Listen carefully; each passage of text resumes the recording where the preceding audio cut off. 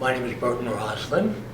I am the class of 72 with a Bachelor of Architecture, class of 71 with a Bachelor of Science in Architecture.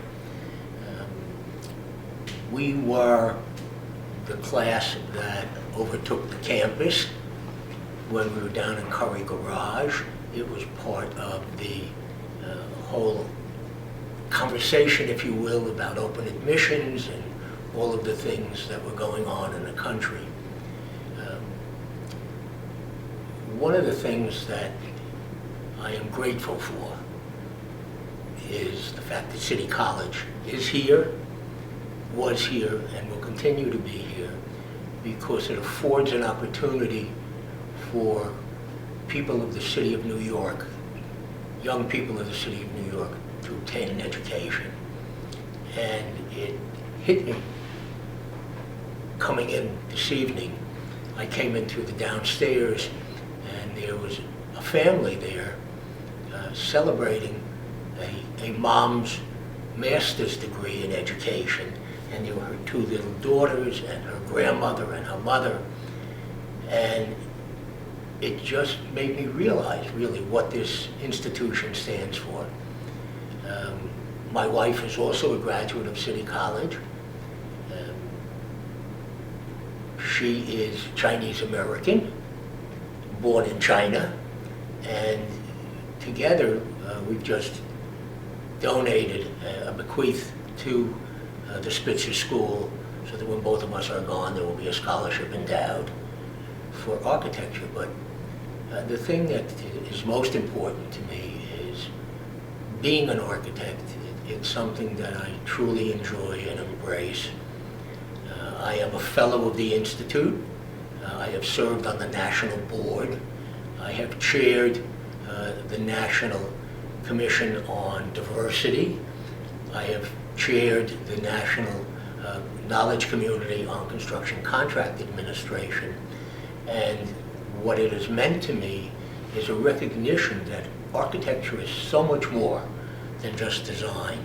And we are trained to look at design and not recognize that design is really a vehicle for us as architects to, how should I put this, to do what we are trained to do and what we are supposed to do. We have two charges that we don't really think about. You know, doctors are taught, do no harm. It's what the Hippocratic Oath is all about. Architects don't take the same oath, but when we think about what we do, we are the creators and the protectors of the built environment. And the built environment is what shapes and frames society. It is how we interact socially. It is everything that we as human beings stand for and deal with. I am fortunate that in my career I have been very successful, both financially and professionally. I don't have a whole lot of buildings I can say I designed, but I have a whole lot of buildings I can say I built. I have really taken a different path, if you will, and done design, build, architect-led. Something that is different and unique is the future of our profession. And I think that it's important for us to be diverse as a profession, both ethnically, gender-wise, but 51% of the architectural students in the United States are women. Okay? 19% of the registered architects in the United States are women. Where did the other 32% go? Now, you can say some of them decided to leave the profession for the opportunity to raise a family or whatever, but I look around and many of my contemporaries, my colleagues, are women, and they have had an impact on the profession. And I think the diversity that comes from both gender and ethnic broadness, if you will, is important to the profession. We need to think in broad terms instead of always looking at it in a box. You said you were in the Curry building. Yes, so. we were in the old Curry garage. Yeah. And it was this big open space. There weren't real lines of demarcation between studios, but there were. And we all just kind of gravitated together. You know, we were all in this together, and you know, we bemoaned the fact that we were down there and Finley Library was here. It just kind of came together. I started at architectural school at a different university. I started architectural school at Auburn University in Alabama after having gone through 3.5 years of college. And the experience of being in a large university, which Auburn was, in a small town in rural Alabama, was unique in the sense that this was just at the beginning of the civil rights movement. We're now talking about the late 60s.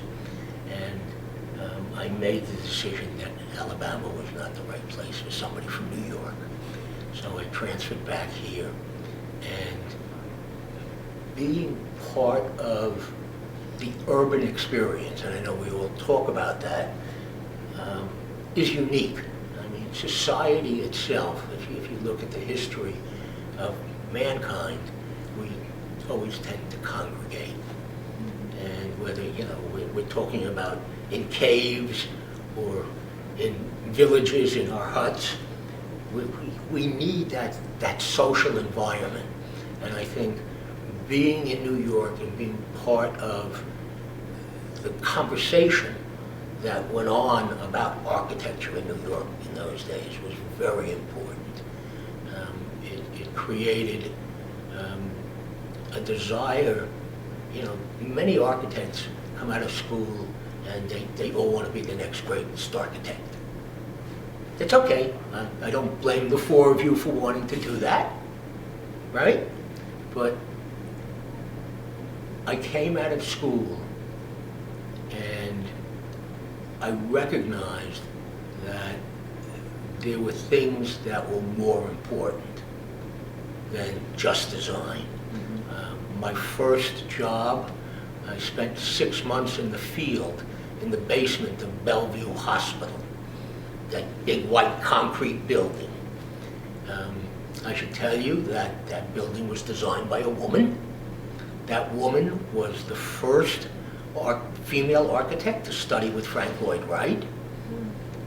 Her name was Reed Weber, and she was just an incredible opportunity to be a sponge. And that's what I became.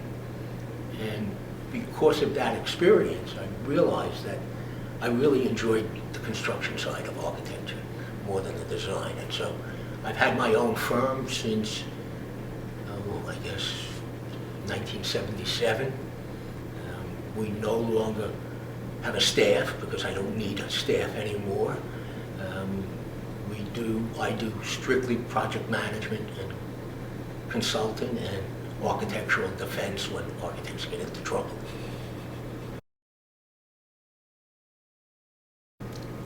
It's an interesting question at my stage in life.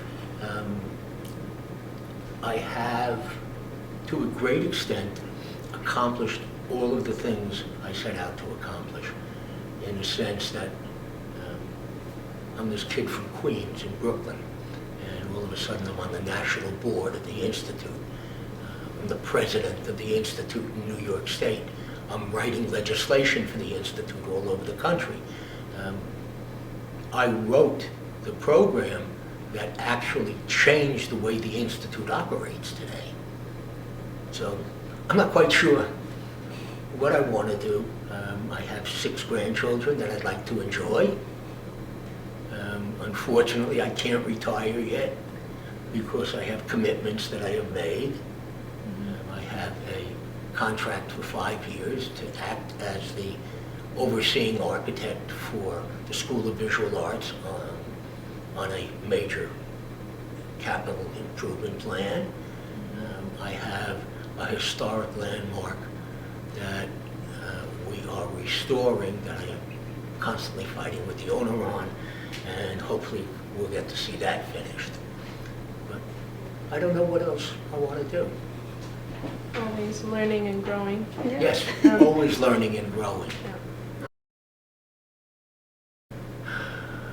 In one word? One word. One word. I can't do it in one word. Okay, we'll hyphenate all the words for you. Huh?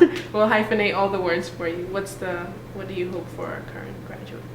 Follow your dream. Thank you. Thank you.